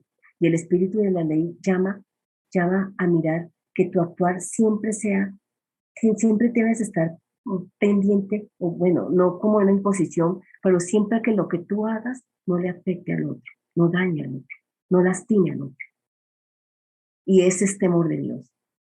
Eso es temor de Dios. Entonces así tiene que actuar no solamente el cristiano de a pie, sino en el caso de los proverbios que estamos mirando, el rey. Por eso hay proverbios para el rey. Hay proverbios para cómo debe ejercer el rey, cómo debe hacerlo, los cortesanos, el profeta del Antiguo Testamento, cómo debía ser el sacerdote del Antiguo Testamento. Cada uno de acuerdo a cómo actuara en beneficio de establecía la justicia. Y eso lleva a la vida. Eso lleva a la vida, a vivir en la vida de Dios, en la plenitud, dijeron. Ese es el temor de Dios, ¿no? Ese tiene que ser el temor de Dios. Y eso es lo que la Biblia nos presenta, a la que la Biblia nos llama, ¿sí? Y tanto Antiguo como Nuevo Testamento. Ahora, en el Nuevo Testamento, ¿qué es lo novedoso, dijéramos? Lo novedoso es que Cristo lo ha hecho posible por nosotros, como decíamos. ¿Sí? Cristo lo hace posible porque en su pasión, muerte y resurrección recupera nuestra imagen y semejanza, se da la operación de la conversión y el Espíritu Santo vive en nosotros. Entonces la ley es escrita en el corazón. Con Cristo eso se cumple. La ley es eso que anunció Jeremías en 31:33, y pondré mi ley, se cumple en Jesucristo. Ahora, la ley es escrita en nuestro corazón y la amamos. Nuestra relación con Dios, con el otro y con el entorno es posible por el Espíritu de Dios que mora en nosotros. Como decía ahorita, que no nos obliga, pero que hay que escuchar para entonces ahora sí vivir sabiamente y sojuzgar el mundo, cosa que no hizo la primera humanidad. Ahora la segunda humanidad en Cristo, que es el segundo Adán, la segunda humanidad en solidaridad en Cristo, entonces podemos hacerlo. Podemos hacerlo, ¿sí? Porque Cristo lo hace posible para nosotros. Y su Espíritu, claro, su Espíritu que habita en nosotros. Bueno, listo. Entonces, pues aquí hay una pregunta que es cierto, vamos como atrasados, eso es verdad, porque hay mucho que decir en nuestra clase última desde hoy en noche, pero no se preocupen, vamos a, si no alcanzamos de hoy en 8, porque de todas maneras, pues hace falta Job y hay tanto para decir, pues lo que pasa es que cada uno de estos libros, yo me siento en la palabra y nadie me para, porque cada uno de estos libros tiene muchas cosas que decir, y eso que apenas hicimos un pincelazo de proverbios, pero si estudiáramos a profundidad proverbios, pues tendríamos muchas cosas que decir, ¿no? Pero luego nos hace falta Job, nos hace falta Eclesiastés, entonces no se angustien, miren, de hoy en 8 miramos Job y Eclesiastés, vamos a hacer una pequeña en estos 5 minuticos, una pequeña introducción a Job. Y de hoy en 8 miramos Eclesiastés en la primera hora y en la segunda hora tratamos de mirar a grandes rasgos también Eclesiástico y Sabiduría, ¿no? Que son otros dos libros pues, de la tradición sapiencial en Israel, la tradición sapiencial y religiosa en Israel, y que es importante que los miremos también, ¿no? Así sea que algunos no los consideren inspirados, pero es parte de la tradición piadosa religiosa de Israel. Y otros sí, inspirados, pero igual, es importante. Entonces, por lo menos verlos de manera general. Entonces, bueno, me quedan 5 minutos. Vamos a mirar, pero vamos tranquilos, vamos a mirar así como grandes rasgos. Igual ahí tenemos alguna, en el foro estaré también ahí mirando. Ya respondí, como les decía, el foro, los foros son o las preguntas de la primera y de la segunda. En esta semana estaré pendiente para responder las preguntas que hayan de esta clase de proverbios y ahí vamos avanzando de alguna manera. También hay bibliografía que les puede servir para complementar, pero bueno. Entonces, empecemos solamente en estos 5 minutos que nos quedan con Job. Job es muy bello, o sea, es que hay tanto para decir, pero Job es bellísimo, porque Job es este personaje con el que nos identificamos todos y todas, ¿no? Porque ¿quién no se ha preguntado hoy? La gran pregunta de Job es ¿por qué el justo sufre? ¿Quién no se ha preguntado hoy cuando está pasando por momentos difíciles, ¿por qué me pasa esto si yo soy fiel? ¿Por qué me sucede esto si yo voy a las reuniones de iglesia? Si yo hago el bien a los demás, si yo, ¿cierto? Esa es la pregunta de Job. Pues miremos frente a este personaje que es tan importante, empecemos por lo menos mirando el nombre del libro, ¿sí? Pues el nombre del libro, el título del libro, pues corresponde a su héroe, ¿no? Él es el héroe. Aquí tenemos que probablemente este nombre tiene dos raíces semitas, Job o con la W y la B, ¿no? Y puede ser que el primero, o sea, la primera raíz, la Y y la B, tenga relación o se pueda entender como enemigo, es decir, enemigo en cuanto a qué, bueno, puede ser enemigo, o que puede ser la reacción de Job frente a Dios, ¿no? O sea, como que, inclusive cuando uno lee el libro, es como si Job en algún momento le dijera a Dios, tú te tornaste mi enemigo, o sea, ¿no? Porque tú no me respondes, yo quiero saber por qué me pasa lo que me pasa si yo era justo, digamos, ¿no? O sea, yo te invito a un juicio, porque Job invita a Dios a un juicio. Yo quiero que nos sentemos en un juicio y que tú me saques, que tú me digas qué fue lo que hice para poder entender lo que me está sucediendo. Entonces, esas primeras dos letras, la Y y la B, puede ser que tengan como esa connotación de enemistad, o sea, es la reacción de Job frente a Yahvé, ¿no?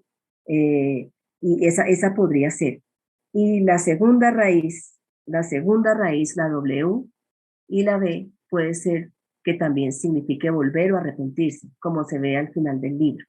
O sea, al final del libro, como que Job cae en la cuenta, ¿no? Él va a caer en la cuenta porque pues hemos dicho que Job es como ese personaje justo, que no pecó en todo con sus labios, pero que al final él viene como, yo no sé si decir arrepentirse, como a volver, como que él viene arrepentido, es penitente, ¿no? En una actitud de penitencia, en su actitud frente a Dios, ¿no? Frente a Dios, porque el libro de Job nos va a invitar a, él va a criticar muy fuerte la retribución. Vamos a ver dónde ubicamos a este libro, porque es importante conocer el contexto de este libro para entender la crítica que el autor hace frente a la retribución y que es la teología de la retribución que le hemos mencionado en otras ocasiones, es si yo soy bueno me va bien, si yo soy malo me va mal, pero en la práctica no es tan así.